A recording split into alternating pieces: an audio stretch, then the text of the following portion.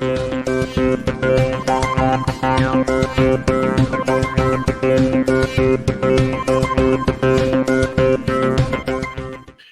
welcome to Scry Fi. We are talking about Ahsoka episode 3, called A Time to Fly? Time to Fly. A Time to Fly, yeah. They should have named it Gonna Fly Now, like the Rocky song. Just training, you know? It starts off with some training and stuff. Major complaint, only 30 minutes. Yeah, that was the main thing I have about it. I wish it was longer. Maybe they'll have some longer ones it'll even out or something. Make up for it. Let's hope so. I imagine they write out the whole thing, like basically a timeline of everything they want to do. Yeah. And they go, let's chop it here, let's chop it here. And that makes me think, oh, maybe the next one is nice. Yeah. I suspect it's like that too, that just narratively makes sense to keep this bit together here. So sometimes you end up with some shorter bits. Because a whole new world of doing this stuff, because we're not like the old days of TV where you have to fit everything in the same.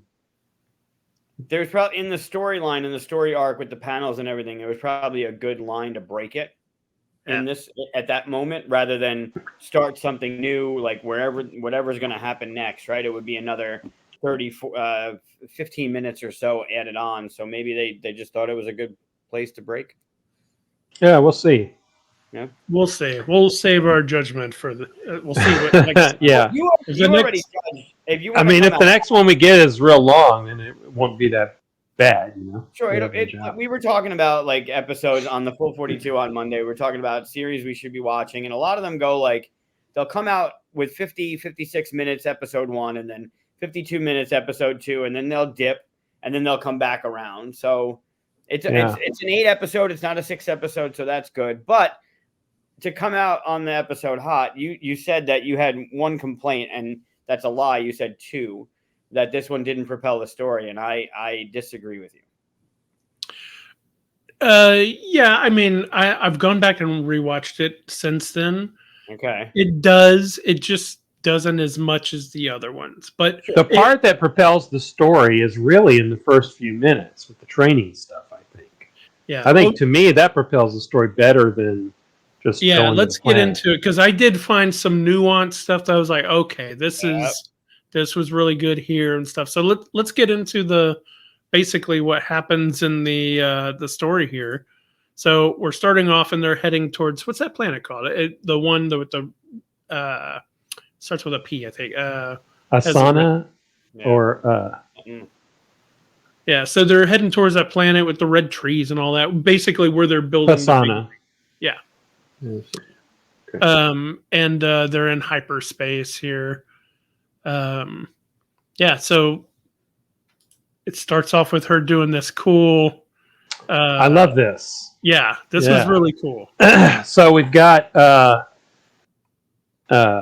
Yoki, Kirei, Gaiki, Set, Yate, all that stuff. Did you write those down? That's cool. Yeah, I was interested about those little phrases. That's kind of cool.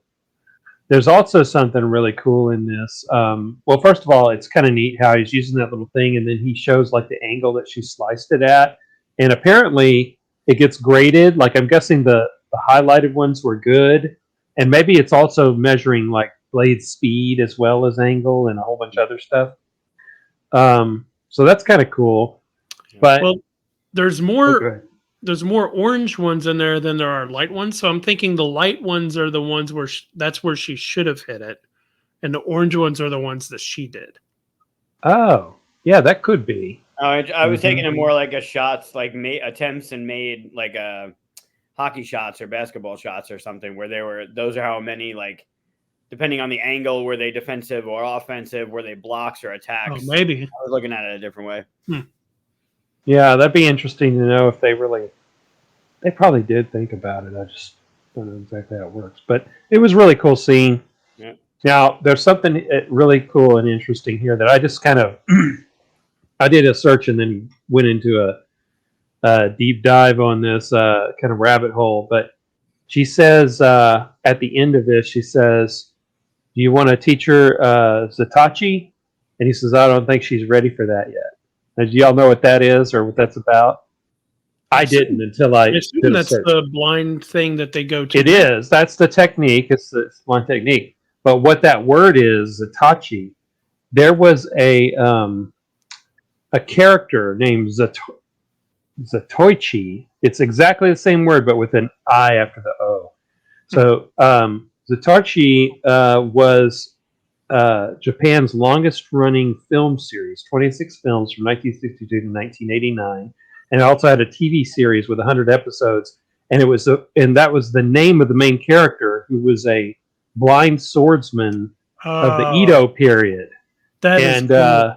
So yeah, he was like this cool, like blind. Wow. They also say that what's his face, Chirrut in Rogue One also was inspired by that character. Right. But anyway, so this is obviously an allusion to that character's name. So now that's Zatachi is this technique or whatever, but in the Star Wars universe. So a great little homage to that. And like I said, I didn't know that, but I just said, let me look up that word I was kind of curious to see if that came from it, and then it led me down that whole big thing. So I thought it'd be fun to mention it here. And of course, it goes without saying that this reflects the whole, your eyes can deceive you. Don't trust them. She almost mimics Luke's exact line. I can't see. How am I supposed to fight? What? Big props to the writers and everything that they could have had them say one of the same lines, the whole, your eyes could deceive you, don't trust them, or any one of those lines. And they did. It even would have made sense had they done it, but they didn't. And that's just so good that they made it their own moment. Like, it reflects it enough. Like, they didn't fanboy it, right? Right. The closest was her line of Luke's. It wasn't exact. But also, I do think, though, what they should have mentioned is, after she said, how am I supposed to fight? She should have said, well, how do you think Kanan did it? Oh, that's interesting. Yeah, they should have. It would have been a great point for them to mention him. Yeah, but and if you haven't seen Rebels, you wouldn't even know what that is, though. Yeah. In fact, they haven't even mentioned. Yeah, that's probably why they didn't. But, so what? I mean, even if you were just writing a fresh Star Wars story, you could very well say, oh, like so-and-so, and then later you find out who it is, Sure, but that means that they have to pay that off later. So if someone watches Ahsoka without seeing Rebels and they say, how do you think Kanan did it? People are going to be like, they're mentioning stuff I don't know. Are we going to find out who Kanan is? Right. Yeah. Yeah, it's a hard balance, but it just would have been a neat little drop or something. Did anyone, when this first happened, did anyone get strong vibes of Merrick with that face? Oh, no, I didn't even think about it. I didn't think about that. That's interesting. Yeah, the helmet looks kind of similar. Huh. So I started going down. I soon, like you went down a rabbit hole. I started going back into the fan theories of who Merrick is, because I really it's really curious that they haven't said anything about it yet, right? And when I saw this, obviously it's the whole Luke and Obi training with the thing and the all of that. It harkened back to that perfectly. And then I'm looking at the mask and I thought Merrick, and then some fan theory based on legend. There's an evil Luke clone with 2 U's. Yeah, no. That's I really doubt it. But that's from a book series that has been not done. Like they've decided not to do it. It had a whole bunch of other stuff in it that they're not doing. They cloned him from the hand that got cut off on Hoth. Right. Yeah, it's one of those bizarre at the time called expanded universe things that I kind of glad they didn't. And you don't think that? You don't think? I don't think so. I read the book, and in the book, it's just out of nowhere. You're just reading along. Oh, this is a good book. What? And it's near the end, and it just what? Some people might have liked it. I didn't care for the idea, but I kind of doubt they're going to do that. But I do wonder now that you say this about his helmet. What if he's blind? That's interesting. Yeah. Or she. Maybe. Could be a she. I still think the one that's going to pay off the best, thinking of Filoni and thinking of how he does things, I think it's Barriss. I think they pay it off with Barriss, and it comes back around. It just doesn't look like a woman's hips to me and structure. It just No, but remember when we saw Barris had an outfit on, right? So if you strip the outfit down, you put her in spandex, right, and you give her this medieval knight helmet, maybe there's the illusion without the words, with the which we'll talk about in a minute. We finally get some first words. Without any words being said, nothing being alluded to, like a very slim individual, and there aren't like I don't know. There's sure maybe. That. I really think that would slap hard if they give us that storyline, because it just fizzled into nothing when she left, and I think it would really pay off. But well, she went to jail, but then it leaves you wondering what happened. Right. You know, after. Because why wouldn't she become an Inquisitor? It seems like a prime target for Palpatine. Right. Sure. So she gets knocked down. The whole, balance of your. I thought this was interesting. She's not teaching her resist the dark side and all that stuff, because I don't think. I'm glad that they're kind of saying, okay, she doesn't have what it is to be a Jedi, right? Well, she did say that anger and frustration are quick to give you power, but they also leave you unbalanced. Yeah, and that's what I'm saying. I like this. Oh, what was that? Ahsoka doesn't give a shit about having the right stuff for being a Jedi. She doesn't give a shit about the Jedi. Right. Well, I mean, light side, dark side. She's not worried about Sabine turning to the dark side because she's not powerful enough. Right. Sure. Like she's not using the Force so much that it could twist her and all this stuff. Yeah, and I don't think she senses darkness in her or anything like that. So. Right. But she does know that, being angry and passionate and all that stuff does give you strength and power. But, so it's interesting that she's kind of teaching how to avoid the dark side without going, anger leads towards the dark side, all that stuff. Like she's not making a thing out of it. Yeah, she doesn't have to teach the dogma. She shows her that's what happens whenever you fall for the dark side. You fall on your ass. Yeah, it's really interesting to see what she's doing there, because she doesn't consider herself she even says later on, she doesn't have to be a Jedi. Right. Yep. This scene with the ships and stuff. First of all, I love A-wings. When I used to play X-wing on the old computers and stuff like that, I always loved playing an A-wing. They're fast. Yeah. I love them too. I like the blue on them. Seeing this whole fleet was pretty awesome. Now, this is interesting here. These I wanted to bring this up. The ships around, the three ships that are smaller, that are around the big one in the middle, that's the same kind of ship that we first saw that Elsbeth was being transported on in King. It's a new type of cruiser that's like a Republic cruiser. It seems to be inspired by Mon Calamari design, but it doesn't have all the bulbiness to it. It's still a little bulby, but not all the little extra bulby. So it's almost like this hodgepodge between Mon Calamari design and more of a Core World or the front of it looks a little bit like a Rebel transport ship too. If you remember, from, I'll bet it's some kind of combined design effort or something. Like they learned. There's a little Corvette down there too. If you see it. Yep. Oh yeah. In the background there, underneath the big one, it looks like a back of a Tantive. Yeah, that's what I was saying. A Corvette, like here. Yeah. Yeah, that'd be a Korean Corvette there. Yeah. And there's a hammerhead in the lower left. Oh, right. Down here. That's a hammerhead right there. Yeah, we saw those in Rogue One. Another so, she gets summoned, or she has a meeting. Hera here has a meeting with some. She is not quite a diplomat. No. She says things that are like, and when she says them, you can see the disappointment on Mon Mothma's face, because she wants to be on Hera's side, but as soon as she hears that stuff come out of her mouth, she's like, "This is not going to work." She knows it's the insults and stuff. This was very Hera. This scene was very Hera. Yeah. Just take note. And I wanted to say that I really think she's upping her game as Hera in this. When in far as the acting and stuff, I think this was a great moment. Yeah, I'm liking her more for it. I don't think I'll ever be like, oh, she's Hera dead on from the animation, but I don't have any complaints with the actress and how she's performing. So, That's great. or with the writing. Take note of the Mon Calamari. The outfit is a spacesuit, and you're going to see the same spacesuit later on. Yeah, that's the Republic flight suit. The Republic colors, and it's a flight suit. Only slightly modified later on, but he probably wears that, when he flies a fighter.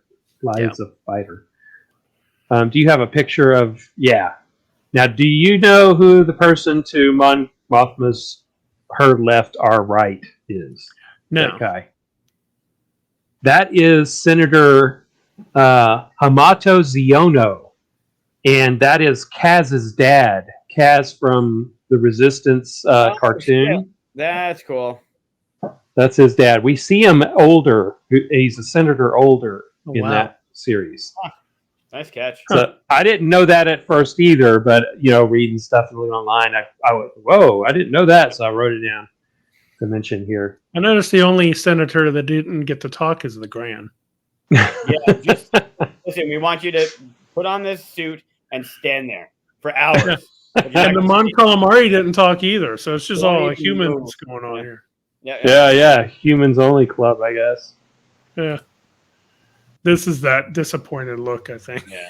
I like her little Republic robes there. That's cool. Yeah. Chancellor Mon Mothma. That's great. Yeah, I love it. Actress. I was thinking about something with Mon Mothma. So we see how she's acting here, and we see how she acts in Rogue One. And in the scene with Mon Mothma in Return of the Jedi, she's incredibly sullen. She's like, many Bothans died to bring us this information, and she doesn't really say much more, and she's just kind of like the rebels. She says what she's got to say, but she's just very, like sad or something seeming. And it'd be interesting if there were some backstory of like she knew that Bothan personally that died, and she just got the news of it before she has to go into this briefing. That would really kind of nail down why she's so distant seeming in that scene. They'd have to do that in Rogue One, then season 2, right? I guess. I don't know. Because they can't do it here, because this is after. It would be cool to see some stuff about the Bothans, though, in live action. Rogue One season 2? You mean Andor? Sorry, yeah, Andor season 2. Like you've seen Rogue One, right? Yeah. Right. Season 2. Okay. Right. You knew what I meant. Mm-hmm. I couldn't let that pass by though. Shit. And by the way, that Senator Ziono, he's from Hosnian Prime. Do we agree that they're all corrupt? That they're all like? I think that lady is fishy. Some of the things she said were like, "You seem like you're deflecting or something." It seemed like she was like, "We don't need war," This is. There's something about politicians that they have to project this like we're moving forward, positive, blah blah blah. So anybody at this position going, oh, something bad's about to happen, they go, no, everything's fine. We're moving forward. Everything. It could be as simple as she just doesn't want to have to bring the bad news to her constituents that they're having to fund another thing. But it could also be something more ominous, like she's in league with the remnants. Now this guy I don't trust. He's a real jerk, but he may just be a jerk. The fact that he's Kaz's dad makes me think, well, he's probably not a traitor. I love that she was like, were you in the war? Yeah. That was the thing that you don't say in among politicians. It's like, so you just figured you'd sit it out, see who came out on top. Everybody just went. And that's when Mon Mothma said, we've lost this. Yeah. Yeah. But that's Hera. That is totally a Hera thing to say. This poor guy. She's a general. She's not a ambassador. Yep. And he's just like, man, these humans are whack. I want that action figure. Why? I'd rather have the Mon Calamari pilot guy on the other end of the room. It's true. So after this sad meeting, she runs into Jason. Yeah, Jason. Great. Now we're assuming Jason probably is going to end up being force sensitive. He says, "I want to be a Jedi." Yeah, he son said of Kanan. Yep. And even at the end of Rebels, where they show him, this is a huge Rebel spoiler, but hey, this is season 5 of Rebels. So Yeah. they say that he's a flyer just like his mom, and might have a little bit of his dad in him too. They say Yeah. that. Yeah. So there's Okay, I didn't always remember that. that. Now, Yeah. is his green hair, you think, genetic Yeah, at this age, why not? because I mean, of Hera? He has green hair here. Yeah. Yeah. Yeah, it could be genetic. That's interesting. Or Yeah, he really likes Aunt Sabine and just wants to paint his hair. Wait, that's his mom, right? Hera. I mean, yeah. Hera is his biological mom, Yeah, which yeah. I assume they had to like laboratory assistance the thing or something. I don't know. Yeah, I don't know. Or somehow there's enough shared DNA to do it. I don't know. I doubt a human and a Ithorian or Rhodian could have a baby. I mean, there's a species in the role playing game called Near Human that basically that's what you would call Jason here. That's where they come from. Is they're blends of many other it things. could be that something like a Zabrak started out that way. Yeah. Or probably not Shiz. So we get back to them talking. I can't stop thinking about what you said last time, where you're eating on this table that everybody's been walking on, sweating on for the past hour or so. Well, use your plate. Yeah. Don't put your silverware on it. Don't touch the. Yeah. I hope there's some kind of automatic cleaning thing. This scene was so cool. Yeah. Right? There's some. Sabine sitting there after this whole thing, and she just puts her hand out and she says, "Start small," and it's this little small cup of coffee or tea or whatever it is. And then later, and I love that it doesn't move. No, yeah, but then Sabine's trying to do it. Like I've tried to do that so Yes. many times in my life. Like I still wave my hands in front of like doors, the automatic doors. Oh yeah, same like, here. I don't want to get up and get that thing, so I'm just gonna sit here and hope it comes to me. I do that all the time. It was so cool to see. Yeah. So what are we saying here? Some people were confused about this. I think what they're saying is that it's not. I don't think they're trying to say that you just grab any random person and if they train hard and everything, they can become a Jedi. I think they're saying there's still such thing as force sensitivity, that talent plays a huge role, but they specifically say talent. There's more of a gradation just between force sensitive and not force sensitive. There's like this.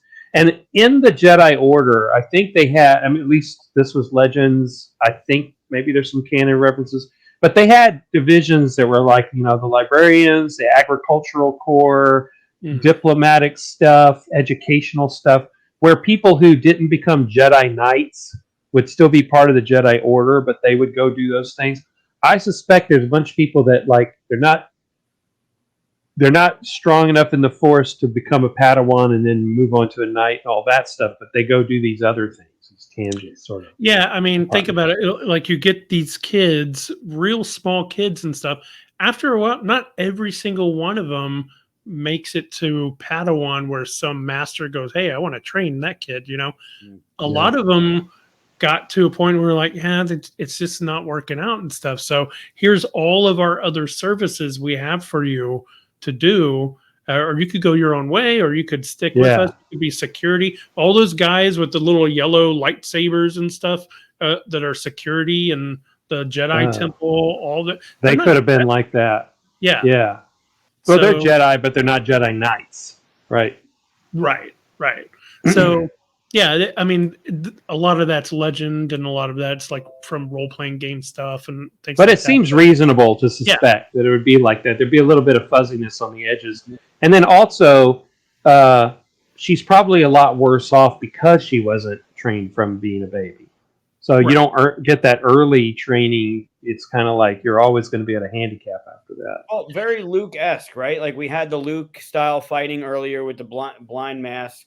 and now you have Luke, like Sabine is obviously older than someone would be when trying to learn the ways. Right. Same as Luke, right? Luke was older when he started.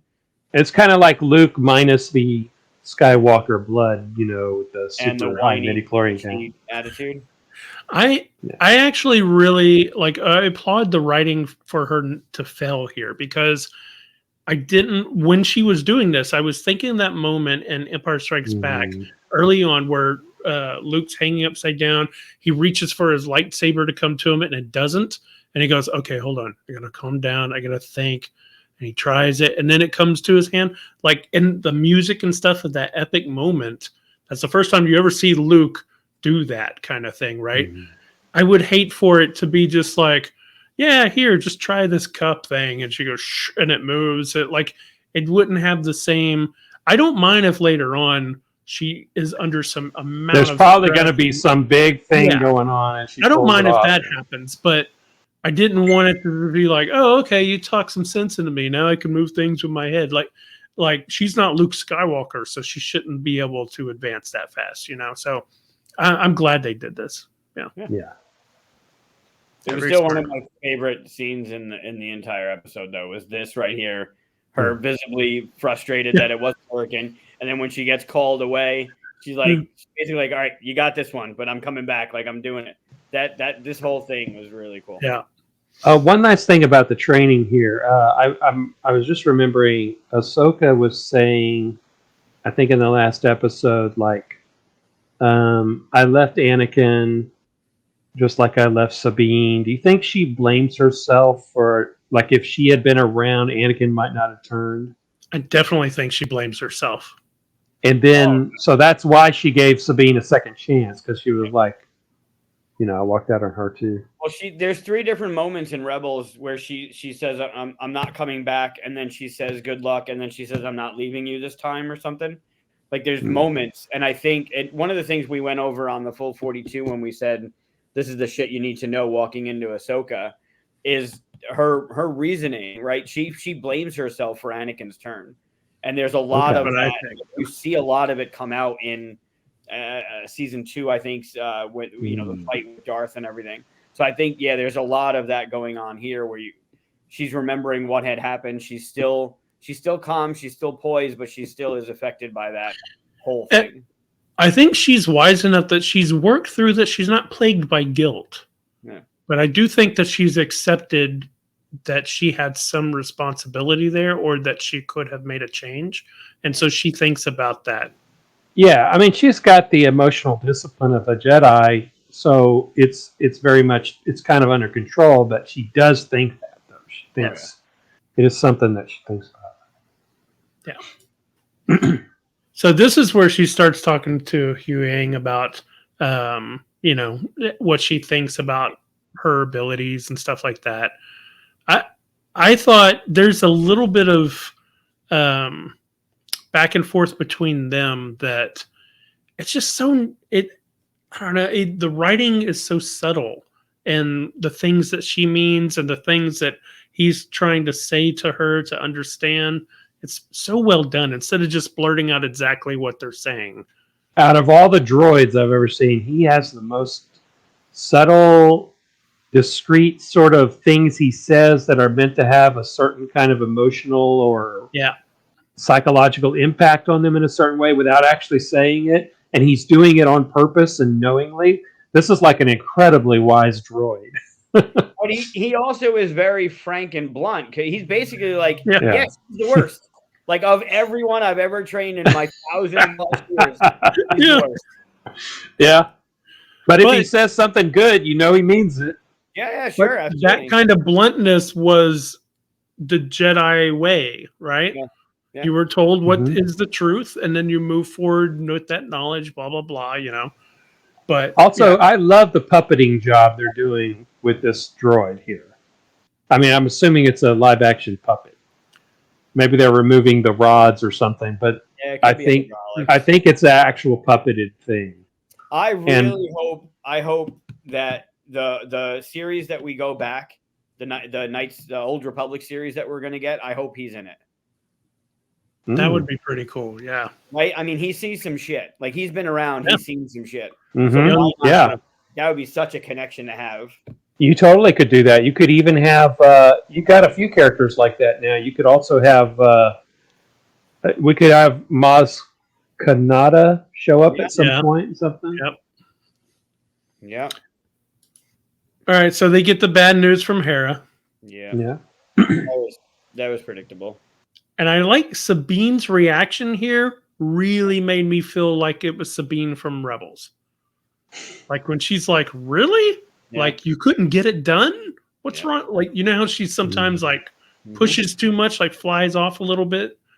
She's Mandalorian. Yeah, it was a good feeling of that character. While at the same time, whenever the bad news hits, Ahsoka just goes, "Okay, well that's bad. Let me process. All right, move forward," kind of thing. It's very interesting. You do see the reaction, but it's very quick, and then it moves on. Yeah. I want to see more of Sabine being that hothead, right? When she was training with Kanan, she had the staff, and she was like, I want to see more of that in the character. I know she's a little bit older than she was when all of that was happening, and she's also gone through some stuff. But I want to see that hot-tempered Mandalorian that we're kind of used to, the one that doesn't wait, the one that doesn't care, the one that we get a little bit of it, and I hope we're gonna get more. But all right, so they come into the system and we're in a dogfight. Yeah, those I want to say those fighters are really cool. They have the profile of one of the P-51 Mustang fighters from World War II. It was like the main American fighter. They have that thick, round snub nose at the front, like they do. And from the front, the wings, you can't tell that they're up further, but it just looks like an old style World War II fighter. Now, this one is Shin Hati's. Hers is a little different. She has things on the end of her wings, these big yellow things. Oh, and the others don't. Interesting. You think those are bigger guns or something? Morok's is a little bit different too. His is slightly different, but the other ones are all the same. But that's interesting. But they all have that big nose in the front that's round that almost could have had a propeller right there, but doesn't. Yeah, this look made me think of the back end of it does look like that right there where it hangs off the back and it's real heavy at the top, right? So very cool. It would be cool if it was the same manufacturer, like in universe. Yeah, that's General Grievous's fighter. So I just looking at it back and forth, it's just the weight of where things would be made me think of it. So I wonder if maybe they do something like that. Like Filoni brought in the starship into Mandalorian from episode 1. Yeah. So Naboo fighter. Yeah, definitely. See the front of that looks almost like the housing of a propeller. And you're right. They don't have it on the ends. I wonder if she's got bigger guns there or something. The other ones have guns mounted. This is another thing. They have the two blasters and they're mounted on top, which is the same position that the machine guns were in on the P-51. And when they're shooting, it looks like a strafe, like So very cool. And then some of them have that little fin that hangs down at the bottom. Yeah, those are the replaceable ones. Those are the ones that they can make quick off the line. Yeah, this one's Morok, so he has a little something on his wings as well. No fin. Maybe those are missiles. Those might be missile launchers. Maybe they have little missiles in there. I can see like something in between. They got to get something in a fight, in a fast fight. You got to be able to distinguish which one's which. So they have to upgrade the ship for both of them. This is what those fighters look like. I don't know what they are because until this moment, all we knew was that she had droids. Morgan had droids, and she had the 3 Jedi. This is the first time us seeing these dudes, and we don't know who they are. We also see them on the planet, or some kind of masked, obviously not droids, but maybe some kind of mercenaries or something she's hired. The ones on the planet were also wearing her colors, the red and gray, that she also has the HKs painted in. So she gets in the back gun. That was fun. Seeing somebody in one of those big guns again felt a little Star Warsy. I like it. She says, "You got rid of my presets." Yeah. Never needed them. I got the feeling that this is like Christmas for Shin Hati. She was enjoying every moment of this. She's been waiting for actual action, I bet, for a long time, or she doesn't get as much of it as she wants. She's got more of a smirk on her face throughout this whole episode than she's still got that focused look, though, that she always has. Same really from episode 1, right? When her and Sabine were going at it, she still got the same look to her. Yeah, but throughout this whole thing, she's kind of smirking. I almost feel like maybe like Anakin feel like I have you now. Here's where the fun begins. Yeah. Did you notice that her little her comm thing that came down also had that little thing, that half double strip, real similar to what Anakin wore? Yeah. There he is. And Morok finally speaks some stuff. So now we know who it is. It's the Dread Pirate Robinson, because he says, "As you wish." Yeah, as you wish. So it's Dread Pirate Roberts. And yes. Yeah. Words were "as you wish," so it's got to be. Gotta be. It means "I love you," right? Yep. Yeah, it's Carrie Hughes, right? Yep. I take back the blind thing, though, because you see the little slits there. Yeah. I mean, it does. I couldn't. Yeah, I mean, I can tell you from wearing these helmets, they don't design them always so that you could see them well, see out of them well. They could, also. Go ahead. That could just be there for the enemy, not to give away the fact that they're blind. Yeah. It doesn't mean he couldn't be. It just kind of makes me less wonder it. But also, actually has eye things. Also, since this is the first time we hear the voice, it sounds like it's either cybernetic or robotic to me. Yeah. I doubt this is a robot, but it's probably cybernetic. Or maybe the helmet does that. Is that what you're saying? Yeah, we know, like Princess Leia, whenever she was bossed with the helmet, Or like Kylo Ren had that filter on his voice. Also, another really good way to hide that it's a female. Yeah, could be. So this is the moment. This is one of those moments I was talking about. I only caught the second time where they're not hitting. They're in trouble. Nobody's, they don't. She's been flying the ship how she wants, and Sabine's been shooting how she wants. Two different things. Yeah. And Huyang is like, if you two keep going like this, we're not going to make it or something. And that's where she gets this face, and she's like, "Yeah, I have to work with her," kind of thing. So she said, "Tell me what you need." Yeah, tell me what you need. Yeah. And then they start working together, and they're doing some cool stuff, And I even like that when she's like, "Okay, dive," and they dive. It gave her a great opportunity to hit, but she just missed. It felt real that she was like, "Okay, that was really good. I messed it up, but do it again." Yeah, it's very cool. Throughout this whole battle, too, the planet gets bigger and bigger and bigger and bigger. They keep it pretty consistent. Yeah. There is a moment. I was watching for that, too, because I did notice a moment in the first episode where she's very early, whenever the droids are coming out, the fighter, after she comes out of the ruins, she starts walking backwards towards that little hole. And I noticed, like, whenever they cut back, she's a little further up again, doing a little Indiana Jones. Oh, yeah. But that's such a little minor thing. I didn't even mention it before. But I've been watching for stuff like that. It pops out at me. So yeah. But they get a glimpse of the ring now. This was very Death Star-esque, right? Where we see the Death Star coming around. It's coming up. It's really cool. Yeah, and what's also cool about this is if you watch our last episode, we were theorizing about what this could be, and the first thing Huyang says is it looks like a giant hyperspace ring, and that's what we were saying. They think the same thing we thought. So Morgan's on there. She's going to use her gun. She tells the fighters to get out of the way. By this time, if you're charging something big and the fighters behind you get out of the way, you know what's coming. Now, there's something interesting about this, because when the turbo lasers were firing in the trenches on the Death Star, the fighters stopped chasing them and went away. And so it's like the guns, they've stopped. And he goes, yeah, that's because they're about to start pegging you with those turbo lasers. And no, so reverse. They had the turbo lasers going first, and then oh, the turbo right. lasers They stopped. turned those off so the fighters could come in. So that shows that there's like a danger of friendly fire from that. But it also is something interesting.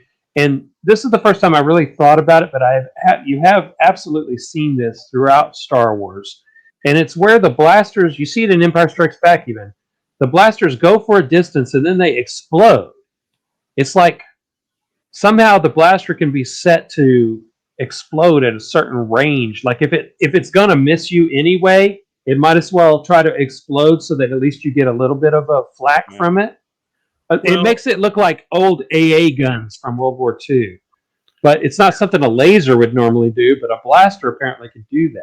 Well, according to like, you know, the technology, it's legend, it's not canon, but it's basically like a compact plasma which is shot. It's not a laser. It's like not a superheated gas that's why you being can held by watch a So at some point the force field or whatever that's holding it together must release, and that's why the guns have a kick, and why it makes the little smoke, and why it explodes when it hits, and makes it just generally more exciting than a simple laser beam. Plasma lava kind of stuff compresses it and then shoots it out in a bolt like that. So probably part of what you're trying to do when you're trying to hit something is you're saying, okay, I'm going to try to adjust the range at which it will explode, so that if I hit it, great, but if I don't hit it, the explosion might give me a little more. And then that's also part of what makes it dangerous for any other surrounding friendly ships. I imagine it probably also explodes with small blasters, but it's such a small thing, and you can't sit there and adjust the range while you're shooting, so you never. To me, it seems like a turbo laser thing. Maybe that's what makes it turbo laser. Yeah. Well, they probably have more than one person working each one. Somebody's working with the range. Oh yeah, they had like a crew. You see them sitting in this big gun with one person doing something. Yeah, that's very cool though. So she runs up to the front to get on the shields and put them forward. A lot of good that does. It was perfect. They needed to. It held until she got down to 10%, and then it didn't hold anymore. Yeah. So yeah, saw some damage here. It didn't seem like a lot of damage, really. It's all about what you hit. You hit some kind of power converter or something. Yeah, it knocked it out for a while. Oh, poor Huyang. Yeah. Just taking a nap. A little banged up. It was hard work. He needed to sleep for a little while. Yeah, that was it's scary to think about. Man, now you're just floating in space. Doesn't matter how badass you are now. You're just in a tin can. Yeah. Well, unless you're Ahsoka. Yeah. We're about to see. So Sabine starts to get to work on it. And she just steps out there in a spacesuit, and you're like, oh, okay. This moment feels Clone Wars. Yeah. Exactly. Yeah. This is one of my bigger takeaways. The beginning with the training and the Luke and the parallels and the Force and all the stuff. And there were a lot of really good moments in it. But this was like, we saw the fighting with Ahsoka.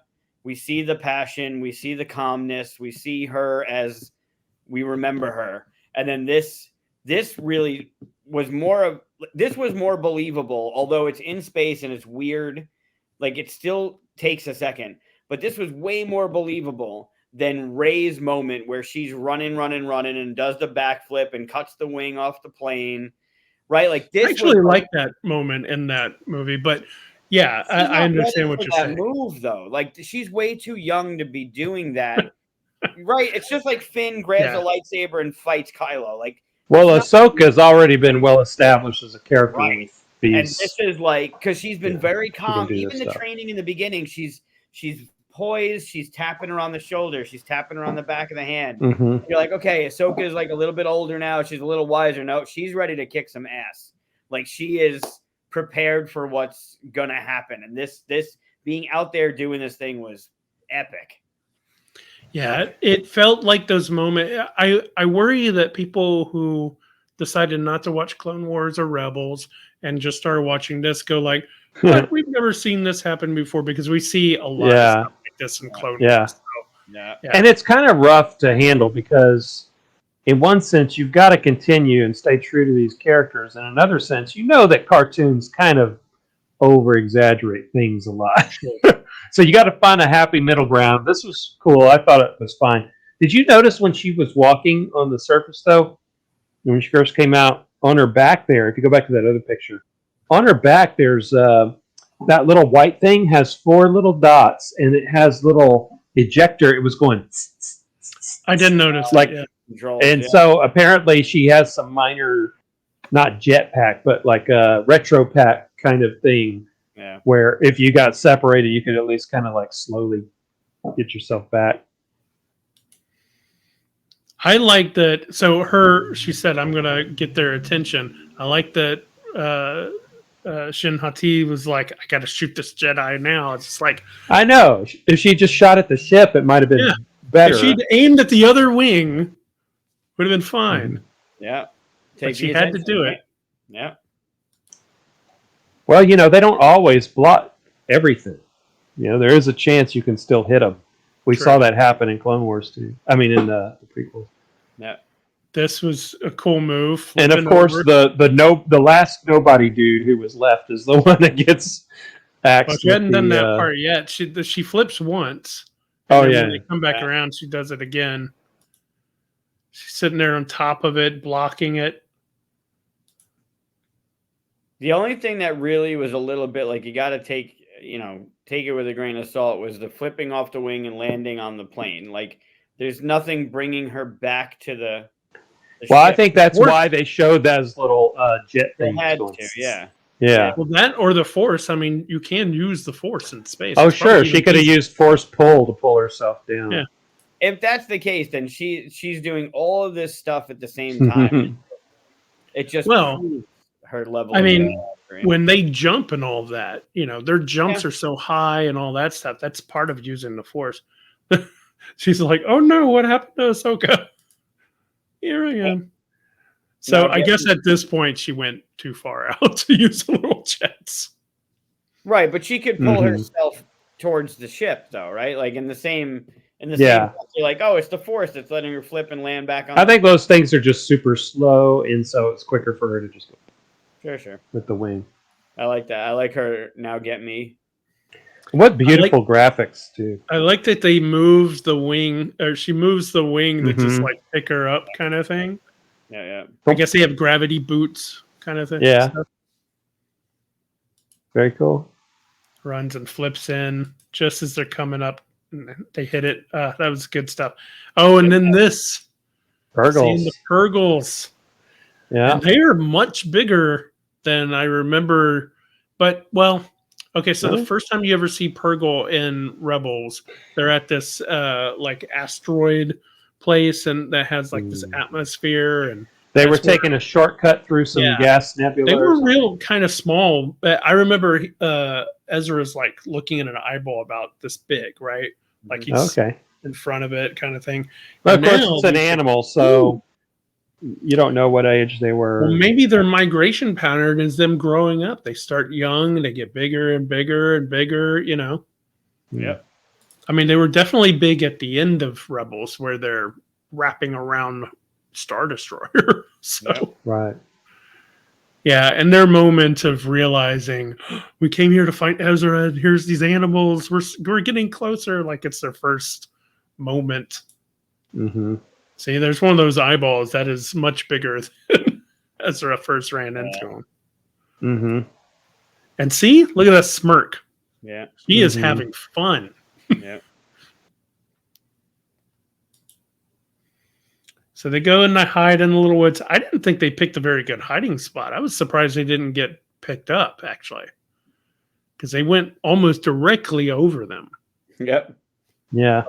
Apparently, if you turn all your power off, you're good. Mm-hmm. I mean, maybe if they had if they did certain types of scans that take longer, you know what I mean? Like, you pick up power right away, but if you want to scan for certain materials, that takes longer. So, I mean, we do know that, again, it's legendary and role playing stuff, but fighters do not have great scanners. They have basically things that are flying towards them scanners. And if they do have anything cool on their scanners, it's usually about targeting or weapon kind of stuff. But I do like this where Huyang was like, she's like, turn everything off. He was like, I protest. I have too much work to do. I think this is one of the more sadder moments in Star Wars. He finds out that he was that close to a Purgle after all the years he's been around, and he didn't see one. And he's like, "Really? When? Like you were right there." Yeah, that's funny. This was a cool moment too. Kind of got Dagobah vibes a little bit. I like the look of this planet and this forest and stuff. It's very cool. Very witchy. There's where they're talking about the Purgle and everything. Yeah. Oh, they also talk about that thing. Yeah. And what's interesting, we talked a little bit about how does extragalactic hyperspace and hyperspace when you're just out in a void work. And he said, and she said, like, could it go to another galaxy? And he said, if one knew the coordinates. Yeah. So, like, you do have to know. You can't just point in a direction and hit hyperspace. You got to already know set coordinates to be able to. He said you have to know the coordinates and know the path to take or something. Like, yeah, it's like even more like you said, there's a certain hyperspace eddy through hyperspace. You got to know where it is and take it. Yeah. So he said that there were 6 hyperdrives in it, and they're installing a 7th. Yep. And they're the size of Super Star Destroyers. So yeah, that's gonna be a little fast.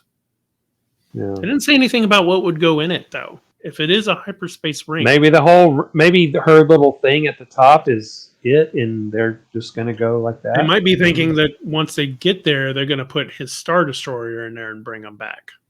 Oh, well, that's where that ring comes in, right? It really does look like one of those things that the ship connects. Yeah, I bet that's what they're going to do. They're just going to leave the ring and then come back with his Star Destroyer. Yep.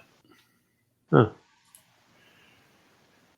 So yeah, it ends basically with Balin here kind of sadly ordering them to go get the Jedi. I still think like he's not he doesn't like the idea of it, but he's willing to do it. It's kind of like Dooku's little, it may be difficult to secure your release. No, I think Dooku was pretending to be this guy. Right. Yeah. I think this guy and Dooku is really way eviler, and this guy really is like this. Yeah. I think this guy has given away all his religion and is just thinking, okay, I got to worry about me and my apprentice and what's going to happen to us. Like, he's kind of pushed all that off to the side. Mm-hmm. What were you saying, Mike? The droid in the background there. Yeah, I think he's one of those gold ones that we saw up top. And he's got all that luggage there now. So when we first went to the site, it was just them, right? And they did the key and they did the coordinates. And now it's like they're moving in to do a thing. It was neat to see the little, there's droids around, and I get the droids, the posse's following them around, but to see that droid clearly doing something with all the other gear that's there, right? They're gearing up for something. Yeah. I will say, by the way, in the original trailer, I thought that there's a moment where you see them in the world between worlds, but now I know it's this spot. Yeah, that was the hologram of the Now I know it's this spot, which I like better. I don't think I'm ready for them to just. I think it would have been kind of wander into the world between worlds. I would have been weary about it, but I think it would have been cool. I sure think if you do that, you don't show it in the preview. That would, sure. I would hope.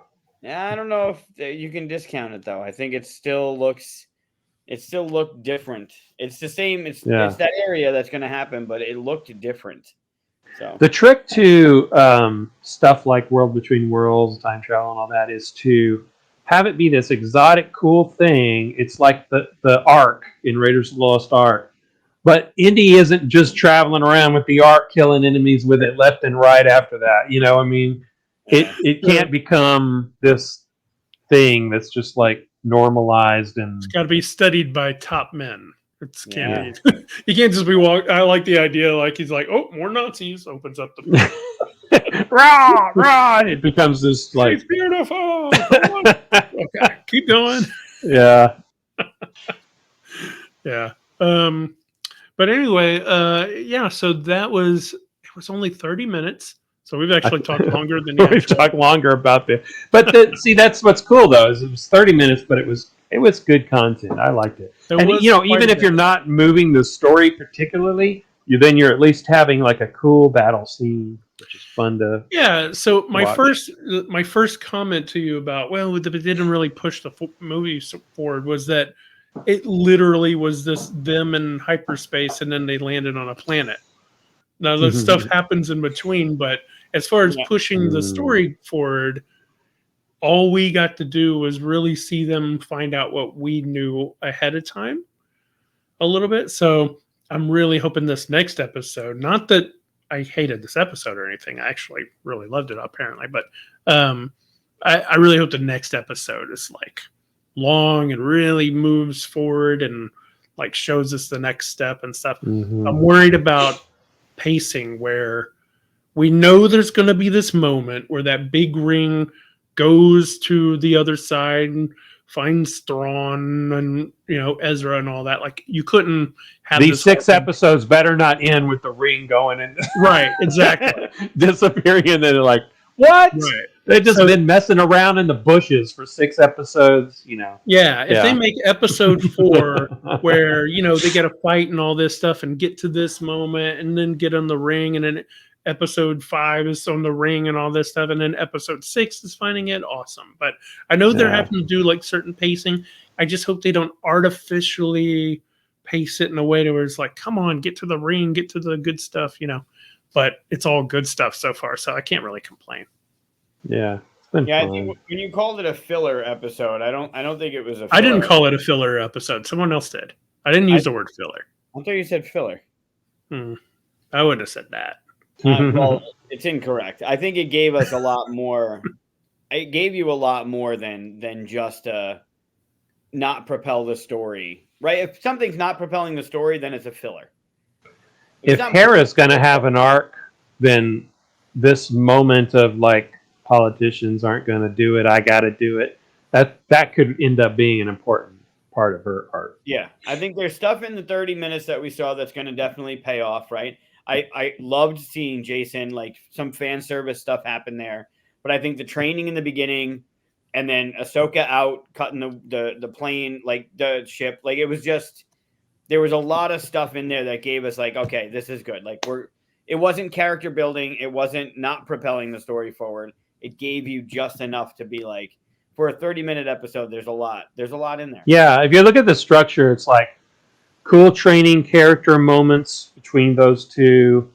Then Hera dealing with the politicians with the Simon Mothma. Then cool fighter scene. Then Purgles. And then landing, and that's quite a lot for a 30-minute stretch, I do remember when I first watched it, when Balin was there, I paused it to see how much time was left and said, it's not ending, is it? And it was like another 10 seconds and credits. Yeah. I did the same thing. I didn't pause it, but I saw it slowly going to him. I was like, this feels like an ending. Why does this feel like an ending? It's only been like, I could feel it wasn't long enough. And then I looked. I didn't know how long it was going into it, but it felt at that moment, I was like, there's no way. And and we just want more of the good stuff. I mean, it's the best complaint to have is that we want all the stuff all the time. But I was happy with it. Yeah.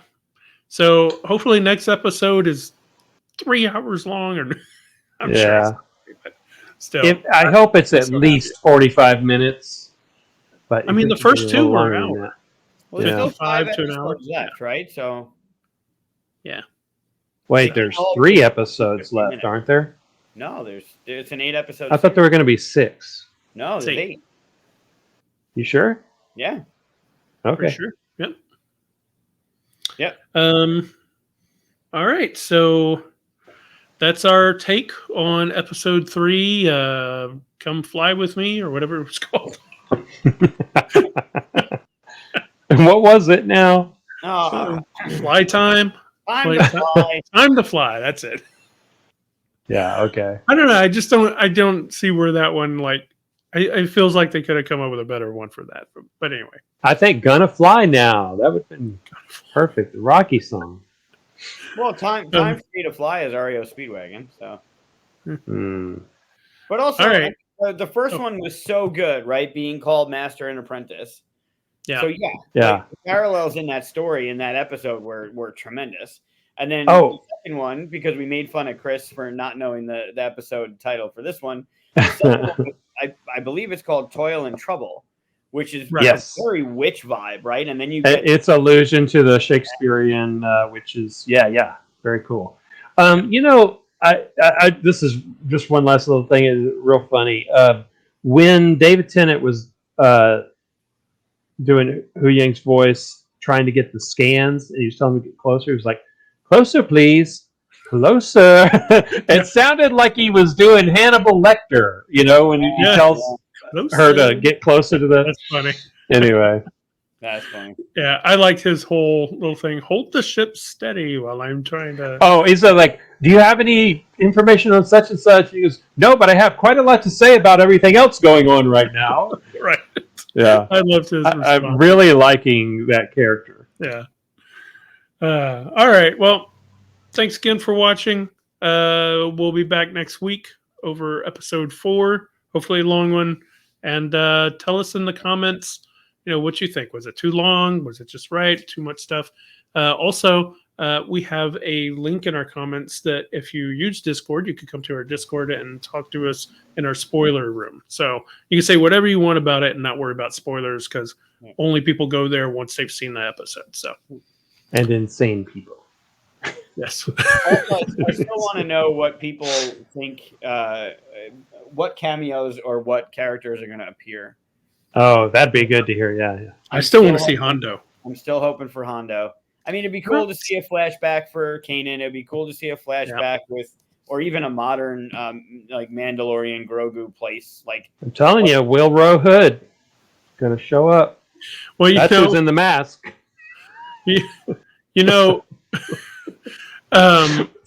Hera could reach out to Hondo. He's not part of the Republic. Yeah. Well, if she's not going to get support. Oh, and get him to go. Yeah. That'd be so cool. I hate it when we think of better ideas than are going to be. If she's not going to get help from the right people, then you go the other way, right? Yeah. What does Ahsoka say? What does she say about not doing things the right way, the typical way? Something about breaking the rules. There's a line that she used. That's going to happen. But that reminds me of Huyang's line where he says, "Of course, you come from a long line of unusual Jedi." Did you see the thing I posted in the Discord with? It had Dooku and Qui-Gon, and then Qui-Gon and Anakin, and then Anakin and Ahsoka, or Obi and then Anakin, and then Anakin and Ahsoka. And then Obi-Wan and Dooku. Is that what? Oh, you went the other way. Okay. If you think about the long line, it would go Dooku and Qui-Gon and Obi, and then Obi and Anakin, and then Anakin and Ahsoka, and now you got Ahsoka and Sabine. Mm-hmm. Yeah, that is an unusual line. Mm-hmm. Obi-Wan is the one that was the most normal, mainstream kind of Jedi, and even he was a liar too, right? Well, even he said, "I'm doing this, Master Yoda." Qui-Gon's the fucking sense. Yeah. But the whole storyline with Satine and he got his. Yeah, I don't know how big a deal that was, really. Oh, he said he said he would have left. Yeah, but did anybody else know that, or how what all went on there? That would be interesting to see.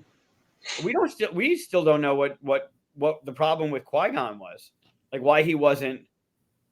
Well, you could see already he had some different views about I really doubt Qui-Gon would have gone along with that being generals in a war thing. I don't think he would have gone for that at all.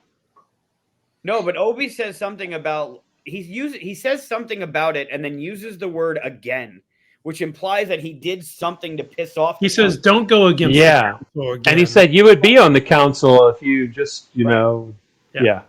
Like, I want to know. I want the Qui-Gon story. I want to know. He why. obviously had different views about how the Jedi were supposed to be and all that. Yeah. Not like Dooku, of course, but I imagine it's more that they're enthralled in political stuff that they shouldn't. yeah, it's the stuff that he ended up being right about. Right. I still want Hondo. Give me Hondo. It's setting up. Yeah, that would be so cool. All right, let us know if you want to see Hondo in the comments or anybody else. All right, thanks for watching, everybody. Cool. Good show, guys. Bye-bye.